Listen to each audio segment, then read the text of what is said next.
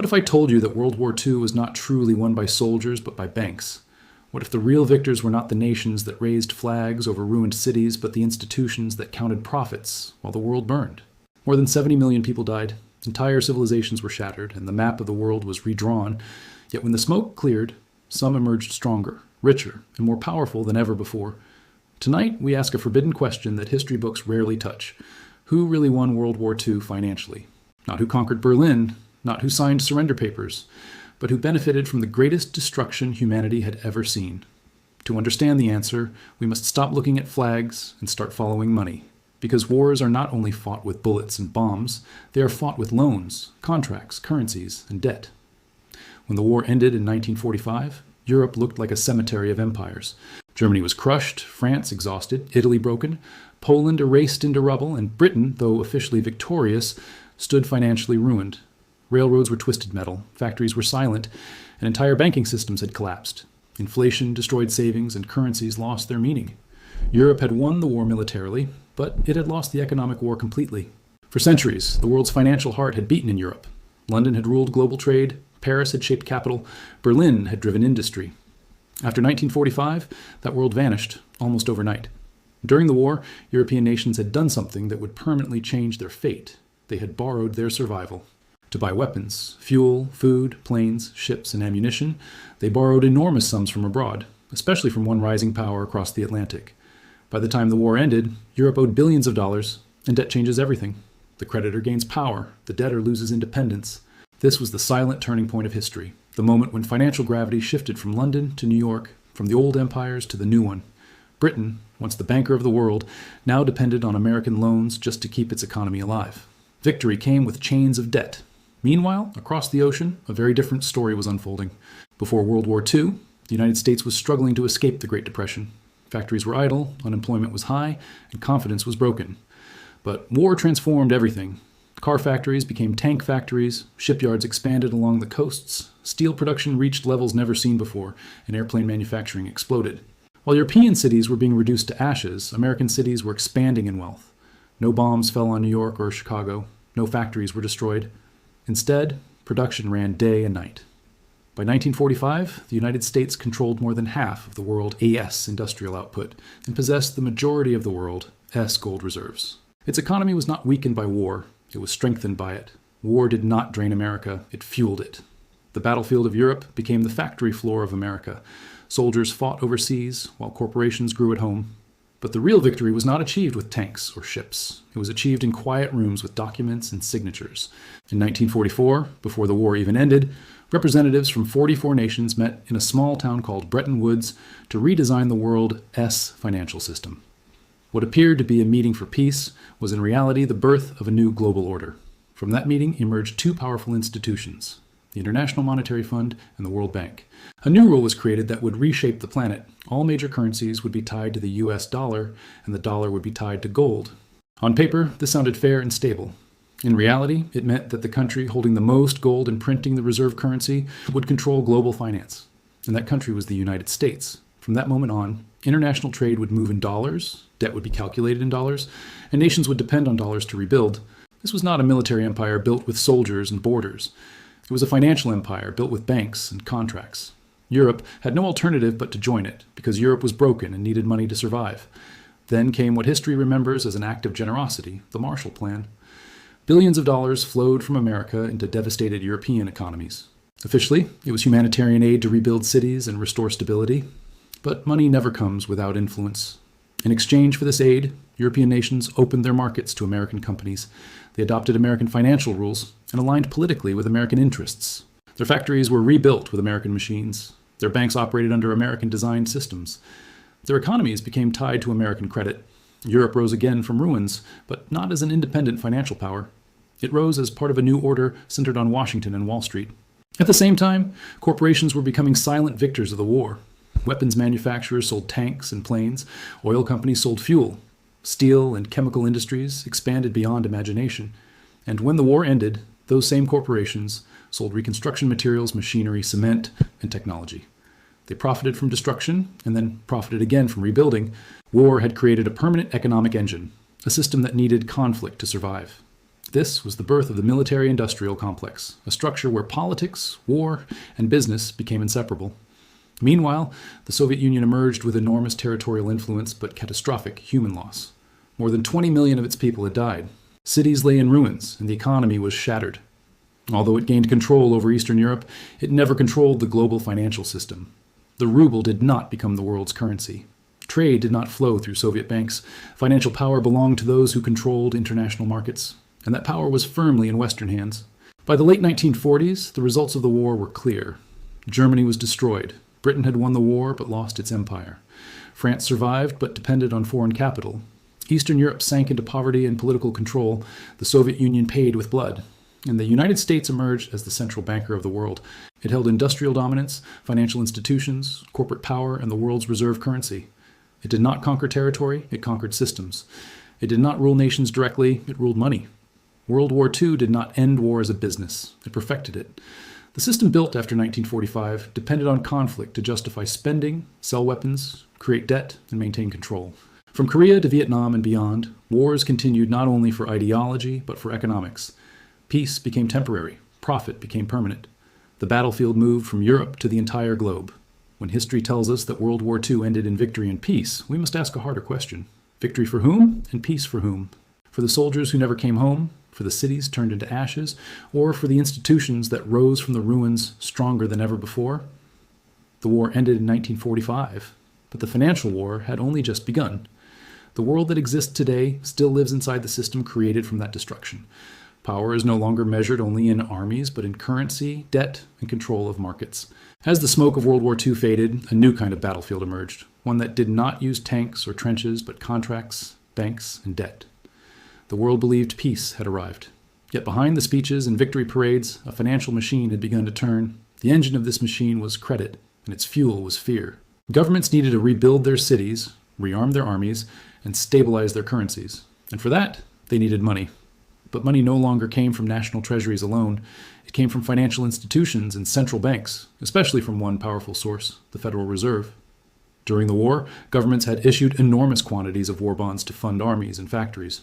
Ordinary citizens bought these bonds believing they were helping defend freedom, but the real power rested in the hands of banks that managed, traded, and controlled this debt.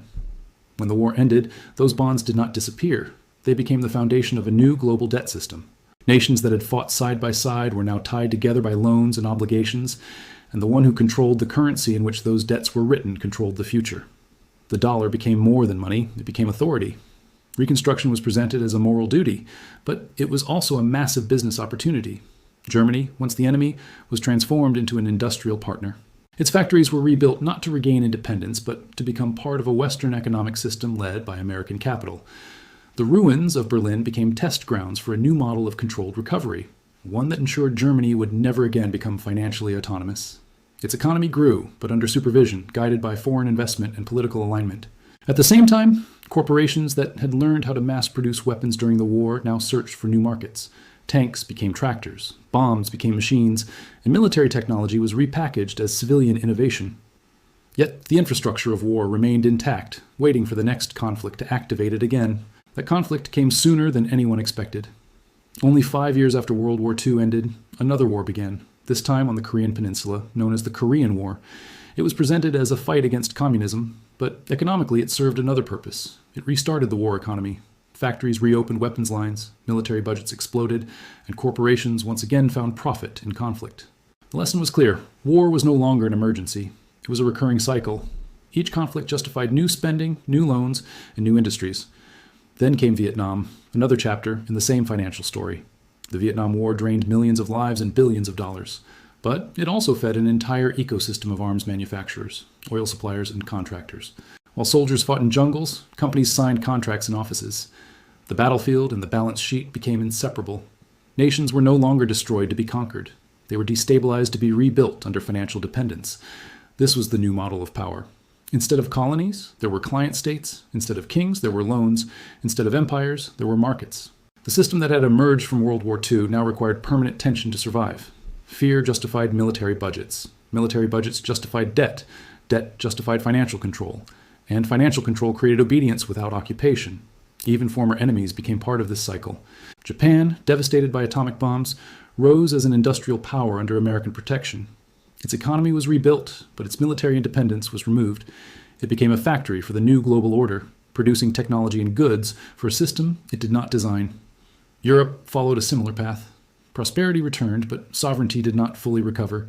Decisions about money, trade, and defense were no longer purely national. They were international, shaped by institutions born from the war. The International Monetary Fund and the World Bank became guardians of this order, lending money with conditions that reshaped economies and politics. Countries that resisted were isolated. Countries that complied were integrated.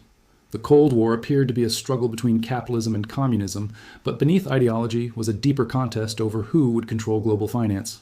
The Soviet Union tried to build its own system, but it could not compete with the reach of the dollar. Its allies depended on centralized planning, while Western allies depended on markets tied to American credit. Over time, one system expanded and the other collapsed. When the Soviet Union fell, the financial empire remained. The war that began in 1939 had not truly ended in 1945. It had simply changed form. Bullets became bonds, bombs became contracts, soldiers became consumers. The winners were no longer those who captured territory, but those who controlled flows of money and resources. And so the true victory of World War II was invisible.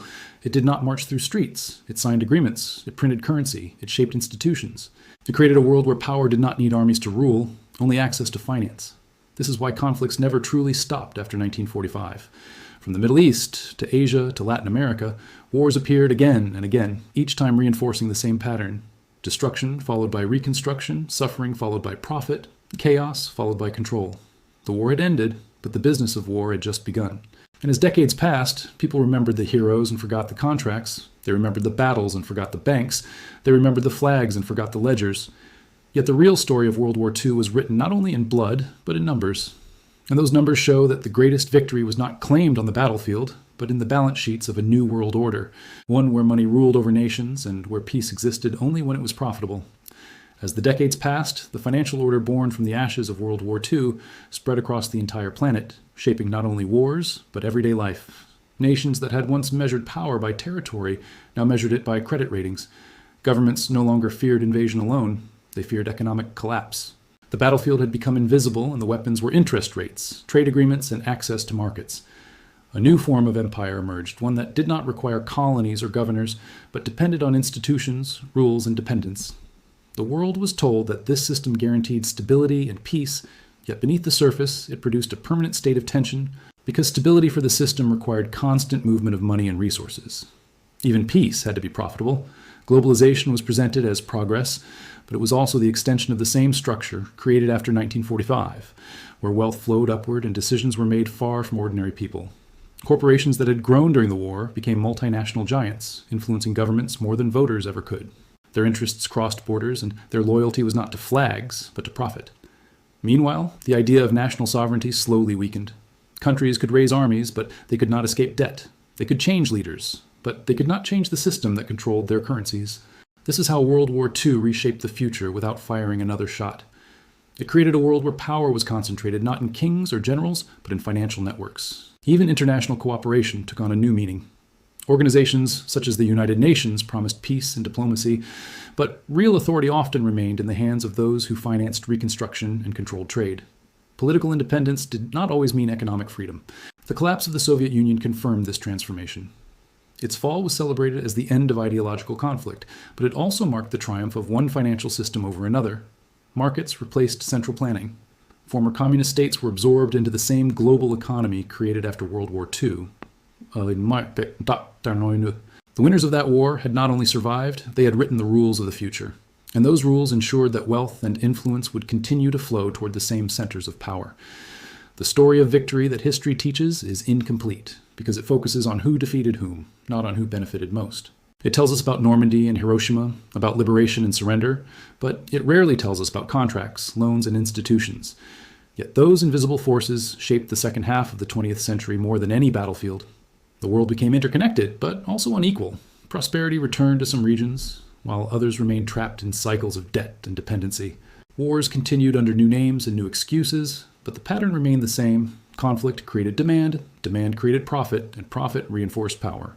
This is why the legacy of World War II is still alive today.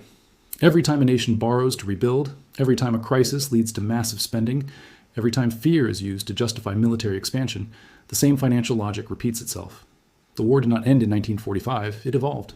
It changed shape, language, and geography, but its economic engine kept running. And so we return to the original question: who really won World War II financially? It was not the cities reduced to rubble, nor the families torn apart, nor the soldiers who never returned home. It was the system that emerged stronger from destruction, the network of finance, corporations, and institutions that transformed tragedy into dominance. The true victor was not a nation alone, but a model of power based on money rather than conquest. History remembers flags raised over capitals, but it forgets who controlled the currency that rebuilt them. It remembers speeches about freedom, but it forgets the conditions written into loans. And perhaps that is why this victory remains invisible. Because it did not come with parades, it came with paperwork. The world moved on, believing the war had ended, while living inside the structure created by it. An empire without borders replaced empires with borders. A power without uniforms replaced power with uniforms. And today, generations later, we still inhabit that system, buying and selling, borrowing and spending, inside a global order born from the ruins of World War II. The war ended in fire and surrender, but its financial consequences continue quietly, shaping who rises and who falls, who prospers and who depends, who speaks and who must listen. And so the real lesson of World War II is not only about courage or destruction, but about how power can be built without armies and how victory can be achieved without conquest. The balance sheets outlived the battles, and in them lies the answer history rarely dares to ask. If you've made it to the end of this story, leave a $sign in the comments. I want to know who was here for all of it. And if you want to keep exploring the hidden financial histories that shape the world we live in, please subscribe. These stories take serious research to get right, and your support is what makes that research possible. I'll see you in the next one.